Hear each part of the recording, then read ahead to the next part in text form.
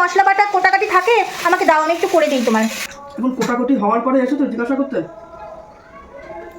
এখন কোটাকুটি আমার হয়ে গেছে, রান্না বা চাপিয়ে দিয়েছি, এখন তুমি এসে তো হয়ে গেছে কিনা? মা তোমার হয়ে গেছে? আমি তো বুঝিনি মা। তোমার জন্য আমি বসে থাকবো নাকি? তোমার তো লাগে 2 ঘন্টা বিছানা চলতে, ঘর টুকুর টুকুর করে গুছাও, তাহলে তোমার আর কিছু করতে হবে না। যাও তুমি ঘরে গিয়ে বসো, আমার তো আমি করে নিতে পারবো। কেন এমন করে বলছো কেন? আমি কি তোমার কাজ করে দেই না? বিছানা গুছিয়েও তো আমি করে দিই, তাও তো তোমার মন ওঠে না। আমার তো সারা অঙ্গে দোষ, তুমি আমার অঙ্গে দোষ খুঁজে বেড়াও। তাহলে কী করে তুমি আমার গুণগুলো পাবে বলো? খুঁজে খুঁজে বার করবে? তুমি তো রাত্রেবেলা শুয়ে শুয়ে চিন্তা ভাবনা করো সারা রাত ধরে যে সকালবেলা উঠে বইয়ের আমি কটা দোষ ধরবো, বইয়ের আমি কটা গুণ ধরবো সেটা বিচার করো না, কটা দোষ ধরবো সেটা বিচার করো।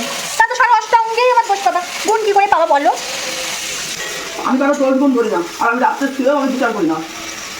দেখলাম সকালবেলা তুমি উঠলা, উঠে তুমি আবার বসে বসে মোবাইল টিপছো, না বিছানা গুছাও না ই করো। যখন দেখছি আমি রান্নার ঠাকুরঘর থেকে এসে রান্নাঘরে ঢোকি, তখন তুমি বিছানা গুছাতে বসো। তাহলে এগুলোকে কী বলে? কাজের ফাঁকি বলে না? যে উনি করুক, তারপরে আমি করবো কাজ। যখন আমার হয়ে যায় তখন তুমি আসো টুকটুক করতে করতে।